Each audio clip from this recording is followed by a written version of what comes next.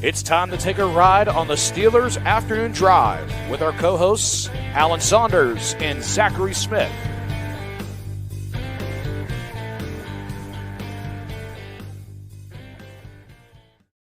Welcome into another Steelers Afternoon Drive. I'm Zachary Smith. That is Alan Saunders. And Alan, I lied to the people because it's you and I and no DB today on a Friday. So I corrected the record this morning, so they should have known. okay. No All right. one that is a Morning Rush listener would be surprised by the lack of DB. Well, there we go. And everybody that is a Steelers Afternoon Drive watcher listener should be a Morning Rush watcher listener. So hopefully that's the case, and you gave them a heads up. There you go. Alan, first things first, for all the people that are watching on YouTube and have seen this same backdrop the entire time that we've been doing this show, this is the last episode that will be here. I will be in my new house this weekend, and I will have a new backdrop come Monday. So be prepared for that. Do we have an idea of what the new backdrop is going to be? It's gonna be a lot of like Steelers framed jerseys and memorabilia and stuff. If any, so it is going to be an intentional background. You're devising a background. Yes, yeah. I mean, it's the only room to me that made sense to put this type, like the memorabilia, in it. I don't have a man cave necessarily per se at this house. I do have a spare bedroom that I'm turning into like a theater. Like I got like a 100-inch projection screen for it and stuff like that. So that could have been that room, I guess. But I just feel like it makes more sense in my office. So that's where I will be. All right. I'm excited to see what it looks like. Me too, because I don't know right now what it's going to look like. So a lot of stuff to do this weekend to make sure that it's ready for Monday. Alan, it's going to be an Ole Miss centric episode, at least for a couple of topics here to talk about. First things first, for me, at least, one thing that I want to talk about, because I was pretty adamant that this wasn't going to happen, and I had to, call myself an idiot online, basically, for it happening. Jaxson Dart coming here for a top 30. One, does it surprise you that he is? And I guess we could take it from there, depending on what your answer is to that. No, it doesn't surprise me that Jaxson Dart is going to the Steelers for a top 30 visit. They've shown pretty consistent interest in what I consider to be the middle class of quarterbacks. They brought in Tyler Shook. They went to see Jalen Milroe. They went to see Quinn Ewers. They went to see Riley Leonard. So that's not really surprising to me at all. Do I think they're seriously considering Jaxson Dart at 21? No. Do I think Jaxson Dart will get to another place where the Steelers will pick? Probably not. I don't know. I mean, it seems like the hype for Jaxson Dart is so far removed from reality that I'm having a really hard time like trying to get my head around where he's going to be picked. So the reason that I asked that was, and I said that there could potentially be a second part depending on what your answer was there, is I've talked to a couple scouts within the organization that like were pretty adamant that they didn't like Jaxson Dart as a prospect. So that's why I was so adamant about, like, I don't think that they're even going to bring him in for a 30. And it doesn't necessarily mean that he's on the table, I guess, for 21 because they're bringing him in for a 30. But yeah, I would like going back and forth having conversations with people. That's kind of what had fueled my how strongly opinionated I was about their, them not even being interested in him. Have you heard anything in terms of like the interest? Like we talked about knowing that they like Jalen Milroe a lot.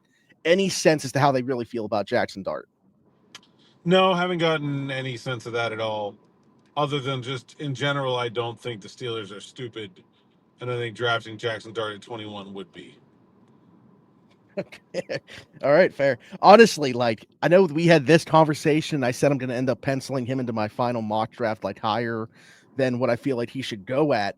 Like, man, if Mel Kiper sticks with that pick number 9 to the Saints with him, like he said, he got talked out of Bo Nix to the Broncos last year, and he's not doing it again this year. He feels confident about it. He might not even be on the board for the Steelers to make that decision. So, more power to that team. Good, because that means there'll be one more player that actually deserves to be drafted in the first round that will be there for the Pittsburgh Steelers. Somebody that we know is going to be drafted in the first round is Ashton Genty. Wanted to bring him into the conversation, not because of the Ole Miss part, but because saw a post from our friend Andrew Filipponi at 93.7 saying that both Mark Caboli and Mike DeFaba had told him that if both were on the board at 21, they would take Ashton Genty over Jaxson Dart. My first thought was, duh. I don't know what your first thought was. Yeah, I think every team would rather have Ashton Genty than Jaxson Dart. One is like the 5th best player in this draft class, and one is like the 50th best player in this draft class. I don't know, like, is there a team out there that is just like generationally deep at running back and awful at quarterback? I can't even think of like what the one, like, would there even be one counterexample? I know I brought up the Saints. Would the Saints be the team that one of the ones to mention within that conversation? I can see them doing it. I don't know. Who else? I'm thinking of like the QB needy teams right now. I mean, I would rather have Genty than Shedeur Sanders, and I don't think that's particularly close. Yeah. No, I agree. Yeah, 5 was the number I was going to say. Like, he's within that top five players of the draft, strip position away, just overall best players. I understand it's a deep running back class, but there's nobody like him. Like, there's still that drop off between him and the next guy, whether it's Omar and Hampton for you or whoever it might be.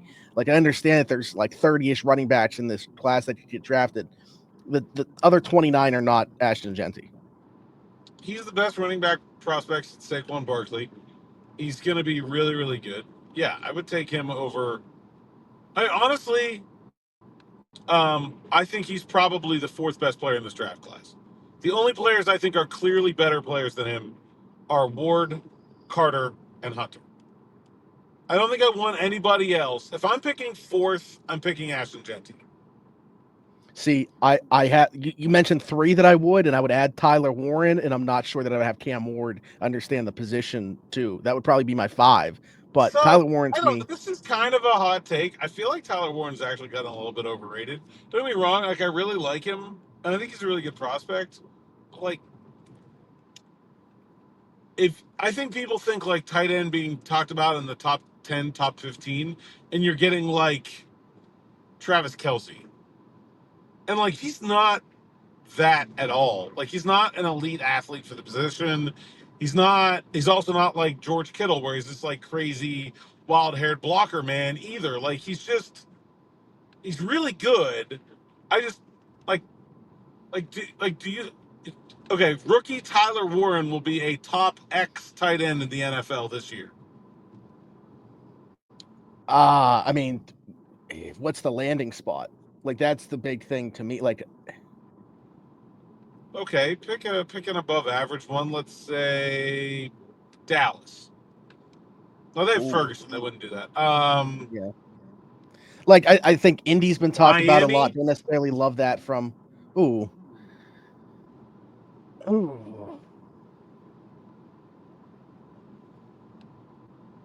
I'm not expecting him to replicate Brock Bowers' rookie season by any means. I still think so he's either. going to be. Yeah.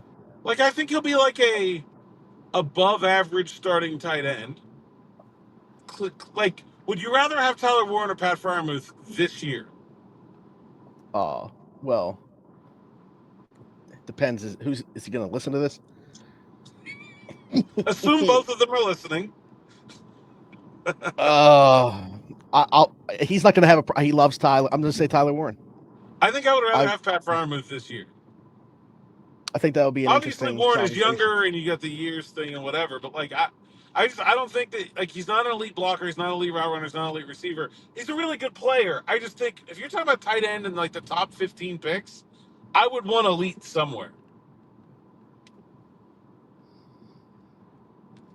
He's really good. I think really tough. I just think he's gotten a little bit overrated. It's also an awkward draft where like those top 4 guys are easy, but then like 5 through 15, there are not players that like you really want to take. And like, I started work on my first round mock, and there's like a bunch of teams in there where it's like there are no good options here. I don't know what they're going to want to do, but so I think that's part of it. It's just that it's this weird first round where there's like a couple of high profile guys, and then like a bunch of meh in the middle that doesn't really stand out from one another. If to even take this a step further, though, in terms of like the lack of blue chip talent, like if we're going to throw Tyler Warren out as well, I understand what he can be as a pass rusher. I have some questions about Abdul Carter as a run defender. And then I'm like, as a top 1 or 2 player, if you're getting talked about like this, but that's potentially a weakness in his game, should he be, or is that more a product of the class? Because to me, the way that I'm looking at it, the only 2 players that I feel like are so well-rounded where you could drop them anywhere, no questions really about it, are Travis Hunter and Ashton Genty. And even Hunter, like there's some real questions about what he's going to be at the next level, how much of each position he's going to play, if he's going to be able to play both ways, which position. Yeah, sorry, I should say, where would you play him at? I would play him at corner because I think you can sprinkle him in at wide receiver a lot easier than the other way around. Like even Cam Ward, like he's clearly the best quarterback in this class, but it's not like you are getting Peyton Manning if you draft Cam Ward at 1-1. Like, I don't even think he's as good of a prospect as like Trevor Lawrence was coming out. Like, you know, he's clearly the best quarterback in this class, and the best quarterback is usually worth that pick. But like, there's questions there too. It's not this. So I understand why Warren is rated where he is. I just think like, I hope teams aren't. Well, not teams I know, but like, I think fans see like, oh, tight end, you know, top 10 pick, and it's like, well, you know, he's not that kind of athlete that you would generally associate with being drafted in that area. Really productive player, great player. I think traditionally you've seen tight ends that look like him go close to the end of the first round. And I guess it's more a product of the draft class itself too, as well, which you talked quite a bit about. But we steered a little bit off track there. The afternoon drive hit a detour and went the wrong direction. Well, let's get back to Oxford then, because that's where we're supposed to be. I think that's a right on 65 West. There you go. So this was awesome to see for me because one of my favorite Steelers of all time is Ike Taylor. And there was a picture that was put out there of him working with Trey Amos, who is amongst my favorite players within this draft class. We just talked about him this week in terms of like, does he fall within that spot where the Steelers, in between the Steelers' first 2 picks? Probably. But certainly still love to at least see that image on my timeline and deliver a pipe dream to me that could potentially happen. Talked a little bit about Trey Amos and the fit that he could be, but you know, if you want to expand your thoughts upon him because you said you also really like his game too. Didn't Ike work out as R.A. Thomas also? Was he was at the Florida State product? Yep. So Ike is basically just like, okay, which corners does Alan Saunders really like? And then I'm going to go to their pro days and I'm going to work them out. Was he at Iowa State? Because if he was at Iowa State, then I think he hit all 3. Yeah, I really like Trey Amos. I think he's a really good player, a great fit for the Steelers, a very like calm, cool, collected corner, which is not like necessarily always the personality type you get there. And I think it stands out in a good way. Looked really good at the Senior Bowl. Was the guy that like I kind of was aware of just because like it was, you know, you still saw a lot of Ole Miss this year because of how good they were. But like, I don't think I really focused on in that way until I got to the Senior Bowl, and I was really impressed with his work there. I think he's going to be a really good player. Honestly, a little underrated. Like, I don't think there's that big of a difference between him and Thomas and Jahdae Barron, who is being projected like half a round ahead of those guys. Yeah. I was just say, so what for you would have to happen for Trey Amos to become a Steeler? Is it them trading back, or is it them potentially the way that it would look a reach at 21 for them to do so? Like, what would that have to look like? Yeah, it's got to be some combination of trades, you know, a trade back and then maybe also a trade up, you know, like if it's a small trade back, let's say the trade back to 26 or something like that. You're not going to get pick 50 for trading back to 26. Also, the team that has 26 isn't going to have pick 50 most of the time. So some combination of trades probably is the thing that makes the most sense. Maybe the Eagles have this is probably too late for Amos, but 64. The Eagles have 32 and 64. Yeah, 30 picks later is doable usually. Mm-hmm.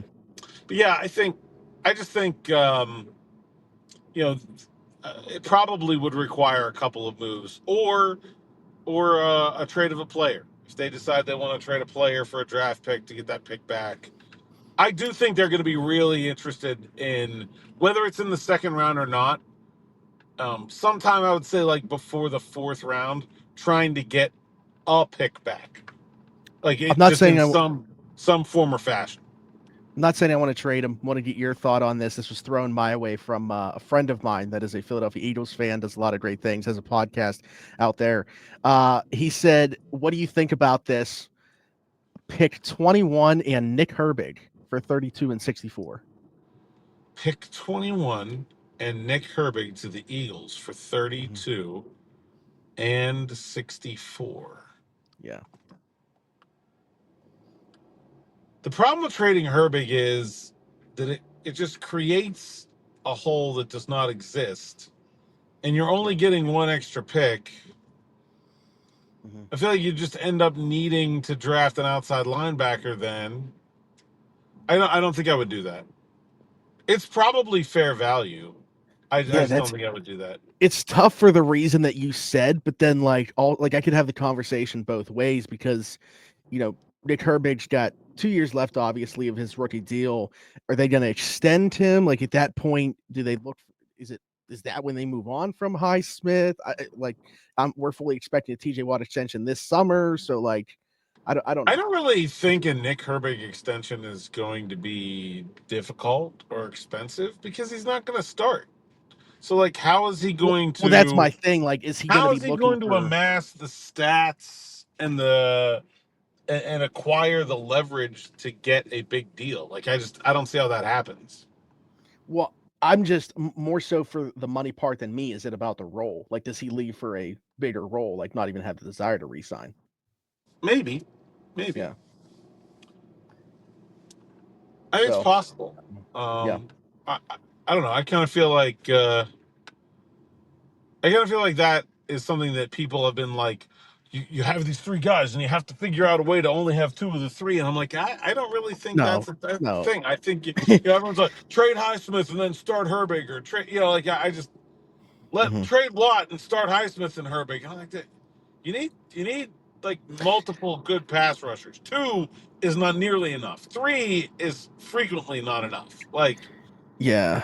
it's not a Yeah, I'm certainly problem not having going out of my way depth there. trying to trade Nick Herbig. This was just thrown my way, and I thought it was interesting. Obviously, that's recouping the second round pick that they traded for DK Metcalf, but you're also now creating a hole at edge too. So it's a double-edged sword. I thought the conversation worth having though. Let me know in the comments how you guys feel about it because I got to get back to John in terms of our thoughts there. One more Ole Miss player to talk about, Alan. That's Walter Nolen along the defensive line there.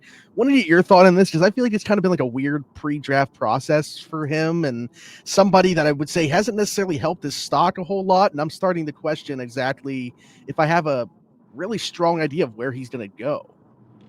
It's really interesting. When I got to the Senior Bowl, I was very excited to watch Walter Nolen. Mm-hmm. And the first couple of people I talked to about him said, like, people in the league Mm-hmm. that I talked to, they were like, "Yeah, there's some character stuff," and I never got anything specific. It was all just sort of, how these things are. There's always like whispers and rumors, and I hate regurgitating that stuff because like you never really know whether it's true or not, or whether there's anything behind it or not. There's been plenty of guys that we heard pre-draft whispers about character concerns, and then turned out to be perfectly normal pros.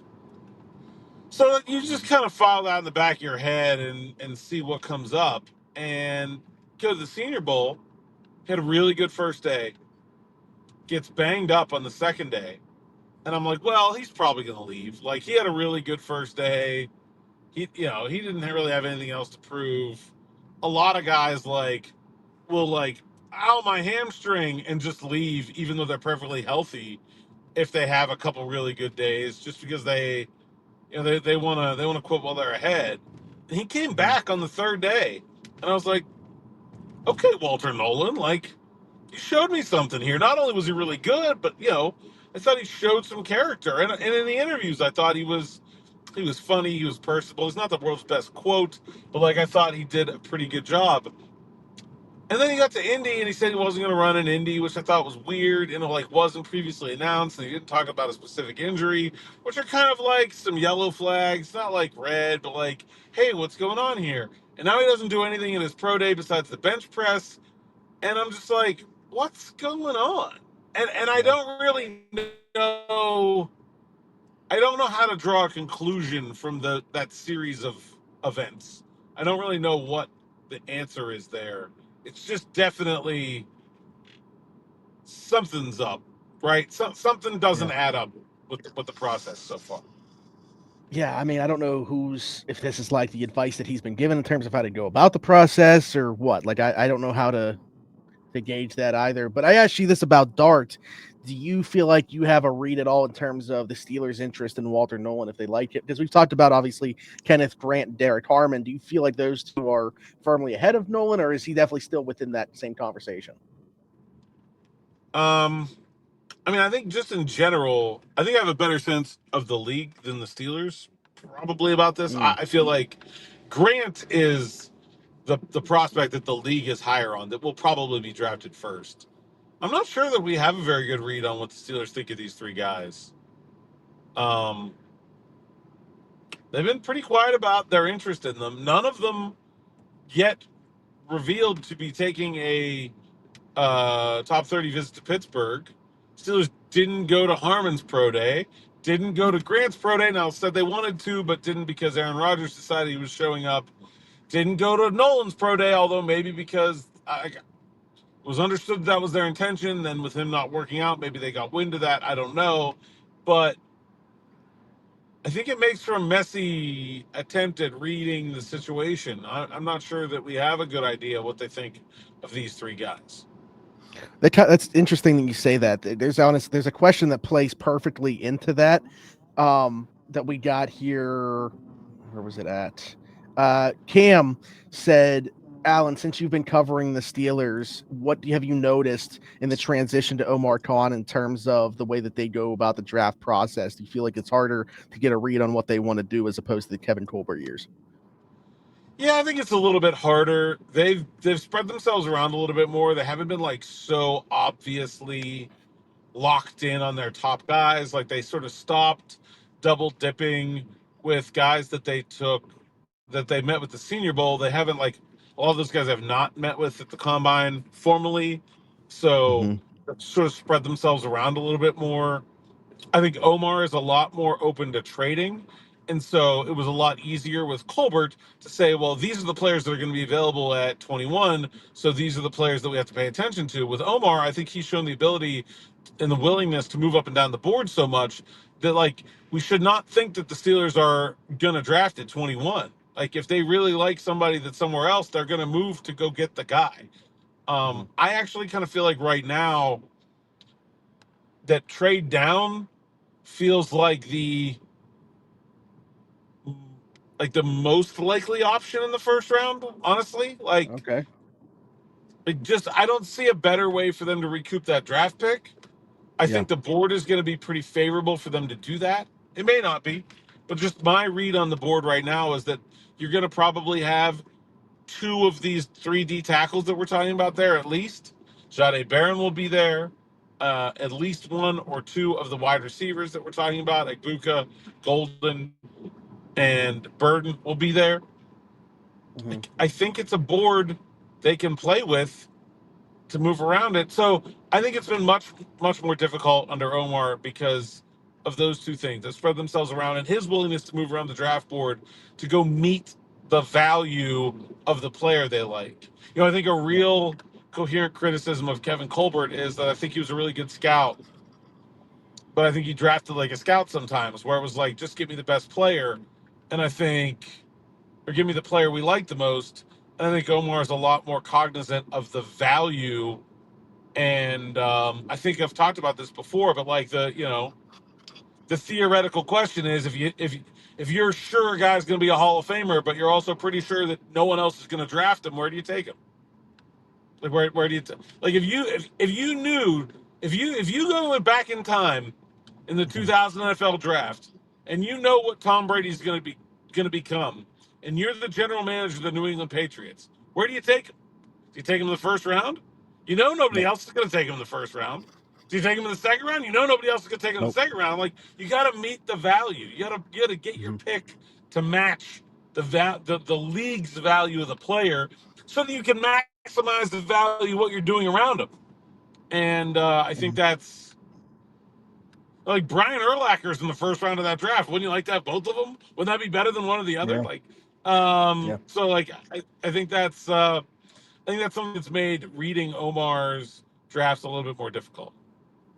Yeah, the value, like the league perception of the value, I think is honestly the big part of that there, because like understanding how the league as a whole is doing to value a player, I think is the most important part in terms of what Omar does in And I terms think of we've his role seen that within the play draft. out in the first round the last 2 years, moving up to get Jones and then sitting there and Fautanu falls to them. Like, I think that was two pretty prescient moves on his part, of knowing what he needed to do to get the guy he wanted.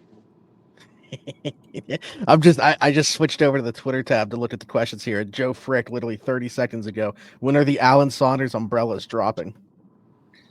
Those are only made to order, right? You get one at a time. They're not on demand. Yeah, I have no comment. No comment on that. Okay. All right. Well, no comment is a comment in itself. So now people are going to think that they're dropping, and there's actually something to wait on there. And this also not a Steelers question, but I was with our boy Nick Faribaugh yesterday, and we went to a place called Yolanda's here in downtown Monaca. And Derek said, "What's the best pizza joint in the Berg?" Alan, you could probably better answer that in terms of Pittsburgh, because I'm not directly in the city. Well, it's not open right now. Rockaway Pizza moving from White Oak to Regent Square. It's supposed to open in April. I will be there in line when it does. That's the best pizza. Okay, that's not like you always hear. I feel like the same two that people mention, and that's not one of the two that always get brought up. So, yeah, the ones that old people talk about are wrong and bad. They're not good pizza. Bad? Oh, bad. Okay. Oh, wow. Okay. So I thought you were just saying they're not bad. They're not bad. They're just bad picks for the best pizza in the city.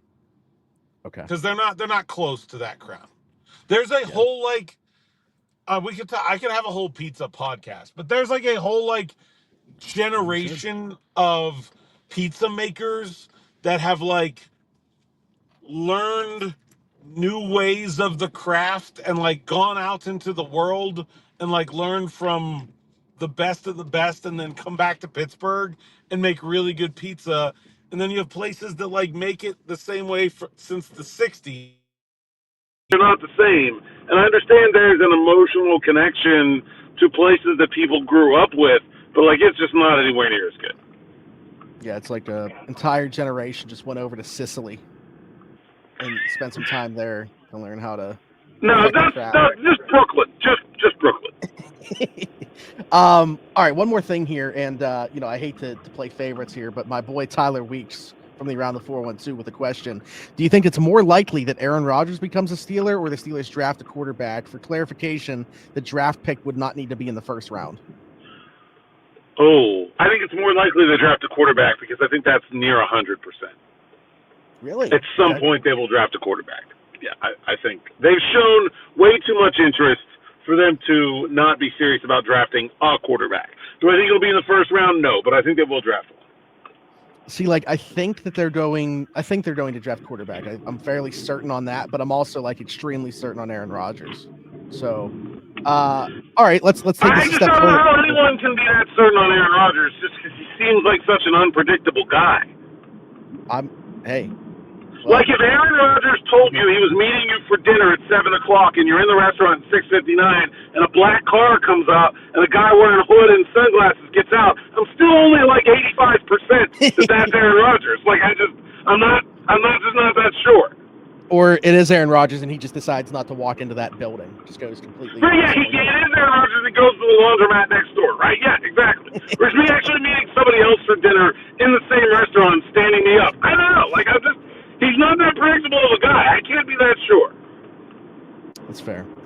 All right. To expand upon Tyler's though, C. Smitty This is the last thing we'll get to here. Said, call your shot. Which quarterback are they selecting in the draft, assuming that they take one at some point? Will Howard. Yep. That's mine too. Sorry to not be different for you, but that was who I had. When I saw this question, that was who I was going to say. If you had to pick a second one. Brady Cook. Okay. I know they like him. And there are lots of, like if they don't get another pick, it's going to be awfully tempting to, not use a draft pick early on a quarterback because they have so much else going on. And he'll be available in, the 7th round. I know they really like him. I kind of like him. He's a really interesting prospect.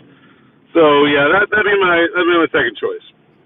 He's a statue, but I kind of like Max Brosmer. I have no idea how the Steelers feel about, the day 3 guys. And I'm not advocating for this, but if I was picking a second one, I'm going to say Quinn Ewers. Quinn Ewers is the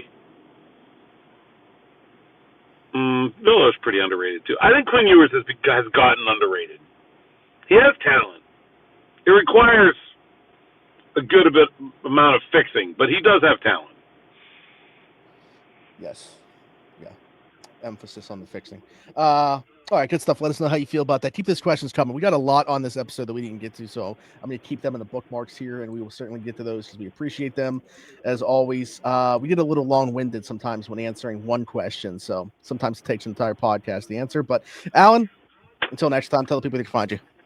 Saunders_PGH on X, Instagram, TikTok, and Blue Sky. PGH Steelers Now is the site's account.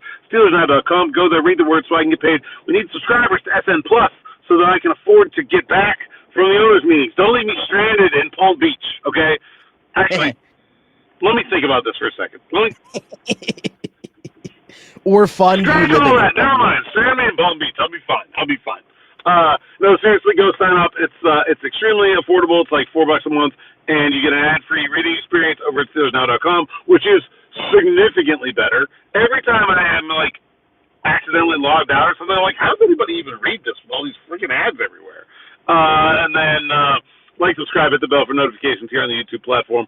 Also, let us know in the comments what, if anything, you would be interested in us doing that we are not currently doing in terms of more content.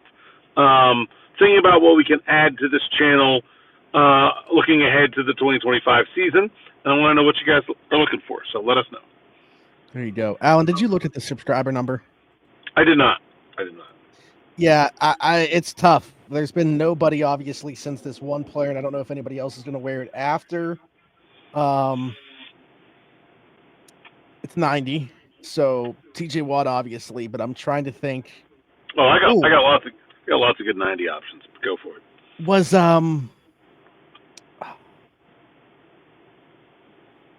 what number was Travis Kersky? Was he 90? He was 90 or 91. He was 90, I think. Yeah, 90. Let me see. Yeah, I think he was 90. Yes. Aaron Smith would have been 91. Yep. Yeah. Yep, he was. There we go. I got one. I've got the worst draft pick in Steelers history, Huey Richardson, number 90. Oh, boy. See, I don't like that we just spent so much time talking about guys, a lot about the draft, and now you're referencing their worst draft pick of all. It just seems like a bad idea. Okay, all right. I'll give you a palate cleanser. Tyrone Stowe was a nose tackle in the early 90s, and if you can find the clip somewhere, I think he recovered. Someone's going to fact check me here, and it's perfectly fair because this is a long time ago, and I'm going off pure memory. I think he recovered a blocked extra point for a score, which is 1 point or 2. Something like that. But it's big man rumbling. Okay, that's the video. Find the video clip of Tyrone Stowe. Might have been a field goal. I don't remember. But yeah, it was a nose tackle in the early 90s. And I'm pretty sure it was number 90. Go find it. I saw that. He was definitely number 90. I don't know about the play, but he was definitely number 90. Let us know in the comments your thoughts on anything we talked about, a question for a future episode, or of course the fact checking of Alan's pick there in terms of did that play not happen. It might have happened and then got called back. I don't remember. I remember the dude running though. Okay, that part happened. There's a video somewhere of Tyrone still rumbling down the field. I need to find it. All right. If you're listening somewhere else, Apple, Spotify, wherever you get your podcast from, be sure to leave a 5-star review. Subscribe over there. We love reading those reviews as well as these questions that we get in the topics from YouTube. So keep those coming for sure. Just search Steelers Afternoon Drive.